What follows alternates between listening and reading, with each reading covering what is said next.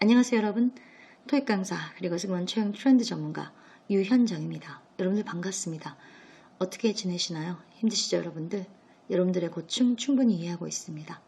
자, 여러분들에게 안내드릴 사항은 제가 올해부터 4년제 항공서비스학과 1학년들 대상으로 강의를 시작합니다. 그래서 항공과 교수로도 활동을 하게 되니 여러분들 이 점 꼭 기억해 주세요.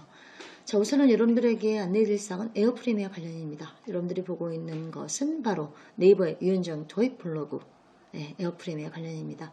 자, 에어프리미어 결과가 나왔죠. 여러분들 2차까지 면접이 끝났고요. 이제 3차 면접을 준비 중입니다. 1차 서류 전형, 그리고 영상 지원, 2차, 그 다음에 화상 면접, 그리고 화상 면접 결과가 발표됐어요. 500명 정도 합격시켜줬는데 50% 정도로 보입니다. 생각보다 많이 뽑아준 겁니다, 여러분들. 물론 떨어진 분들은 너무 아쉽고 속상하겠지만, 기운들 많이 빠져있겠지만, 그래도 500명 정도면 많이 뽑아준 겁니다. 아시아나항공이 30% 정도인데, 그리고 그 다음에 지금 여러분들이 보고 있는 이 이미지는 바로 유튜브에서 유튜버로 활동하고 있는 떴다 변비행이라는 프로그램에 변기자와 인터뷰를 하고 있는 김문건 에어프리미어 상무님이십니다. 1차 때 이분이 나오셔서 중요 팁을 많이 전달해 드려서 제가 나름대로는 도움 많이 받아 분석해서 여러분들에게 좋은 자료로 업로드를 해드렸거든요. 네이버 유현정 토익 블로그에 좋은 댓글들 많이 달립니다. 고맙다라는 말, 많은 도움 되었다라는 말. 뭐 기운나죠. 그런 얘기들 듣고 그러면. 자, 그러면은 오늘은 김문건 상무님께서 또 어떤 얘기를 해주실까요? 제가 중요한 얘기만 몇 개 정리해서 해드리고자 합니다. 자, 우선은 그 김문건 상무님은 임원 면접에서 들어오실 확률이 크죠. 예. 자, 일단은 면접관이 누구입니까? 라는 질문에 바로 이렇게 답을 하셨습니다. 팀장부터 운항본부장님이 다 들어오십니다. 라고 얘기를 했는데, 팀장님이란 뭐 사무장님이라는 얘기죠. 그리고 운항본부장까지 들어온다는 걸로 봐서는 결론적으로는 사무장 출신의 이제 타항공사에서 스카웃된 분이십니다.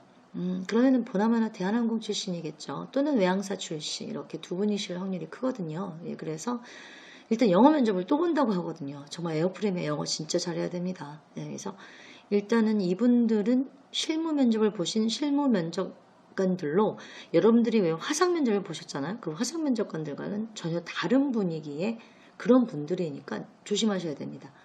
화상 면접 때 그런 아기자기하고 다정다감한 분위기가 아닐 수도 있습니다. 예, 왜냐면은 승무원 출신이고 사무장님 출신이고 그러니까 부드러우면서도 은근히 엄격하고 되게 개방적인 것 같으면서도 은근히 보수적인 뭐 그런 느낌 아니겠어요?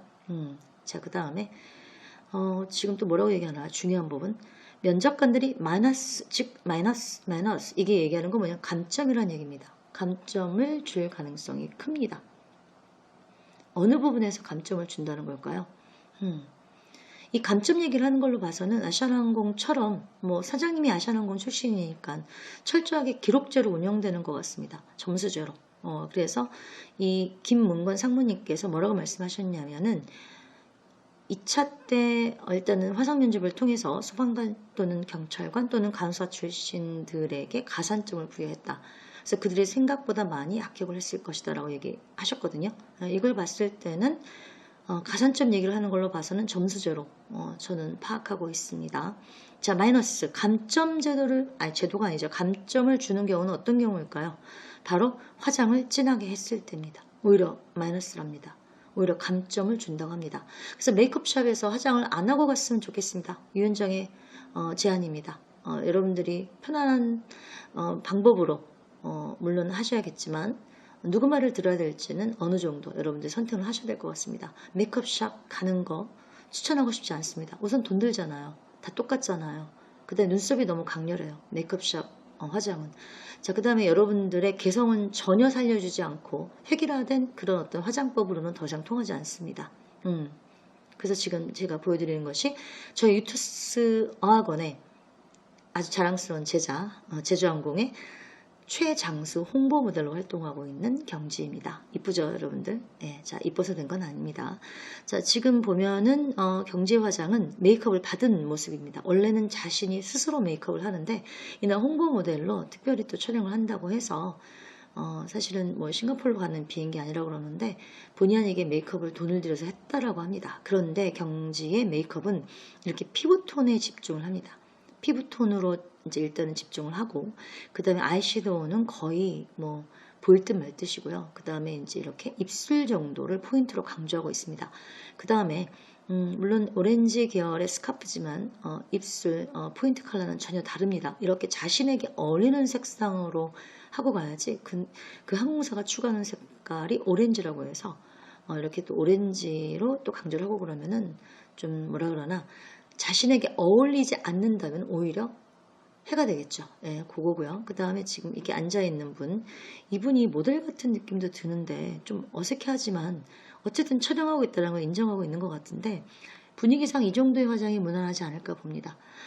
지금 현재 이 친구의 화장은 메이크업을 한 상태로 홍보 모델로 일단 촬영을 하기 때문에 어쩔 수 없이 지금 메이크업을 한 거고요. 이분은 메이크업을 받았다라기보다는 그냥 자체 본인이 스스로 한 어떤 화장인 것 같습니다. 그래서 이 정도의 메이크업이 가장 무난하지 않을까, 저는 그렇게 보고 있습니다. 자, 그 다음에 제가 제안하는 그 눈썹 관련입니다. 왜냐하면 메이크업샵에서 이제 화장을 하게 되면 눈썹이 너무나도 막 다 똑같아가지고 강렬해서 자, 신민하죠. 신민하 이쁩니다 물론. 근데 이 자연스럽죠. 이 눈썹을 보세요. 이 화장이 이렇게 자연스럽게 눈썹을 그리고 가면 안 될까요? 제가 보기엔 이게 좋아 보입니다. 눈만 이제 속눈썹만 이렇게 강조하고 그 다음에 요즘에 그 벚꽃 시즌이잖아요. 그래서 바로 이렇게 벚꽃이 이제 다 익었을 때, 그러니까 뭐 과일이 익는 게 아니라 꽃이 이제 다 지기 일보 직전에 가장 아름다운 색상일 때에 이런 색상의 포인트로 컬러를 입술에 주었거든요. 이 정도가 무난해 보입니다. 여러분들은 어떻게 생각하세요? 저의 제안입니다. 자, 그리고 주얼사항이 모나미 룩입니다. 진짜 모나미 볼펜 같죠, 여러분들? 그 오래된 모나미 볼펜 말이에요. 네. 자, 모나미 룩은 자제해달라고 했습니다. 즉, 물론 김 상무님께서는 모나미 룩이라는 말도 모르실 겁니다. 일단 승무원 출신이 아니니까. 그런데 일단은 에어프레미아가 자율복장과 헤어스타일도 자율로 하는 것은 나름대로는 파괴적이고 혁신적이고, 그리고 타 항공사는 다른 깨어있는 항공사라는 걸 강조하기 위함이라고 얘기를 하셨거든요. 그러니까는 모나미룩을 하고 오는 거는 안 되죠. 너무 에어프레미어를 무시하는 거 아닌가? 이런 생각이 들 수도 있습니다. TA 항공에서는 이렇게 입고 갔다가 사장님 화를 내셨다고 하거든요. 도대체 자율복장이 된 지가 언젠데 아직도 이러고 오냐. 자, 이렇게 입고 가는 거는 안정성을 추구하는 성향일 텐데 이렇게 입고 가지 말고 자신에게 어울리는 복장으로 입고 가주세요. 왜냐하면 어차피 유니폼을 입힌다고 했거든요.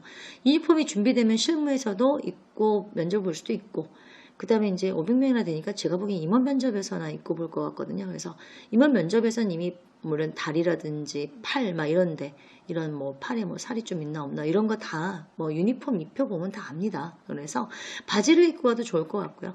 키가 크신 분들은 바지가 불리하죠. 키가 더 커 보이거든요. 키가 너무 커도 그렇게 썩 좋은 건 아니거든요. 이제 168 정도를 가장 선호하니까. 예, 그래서 이렇게 모나미룩으로 제가 이제 입고 가면 안 된다라는 걸 위해서 이걸 가져온 거지, 이렇게 입고 가라는 것이 절대 아닙니다. 그러니까는 시청을 어설프게 하신다면 설마 이 복장으로 추천하는 줄 알고 또 이렇게 입고 가려고 하는데 안 됩니다. 자, 시계는 뭐 해도 상관없고요.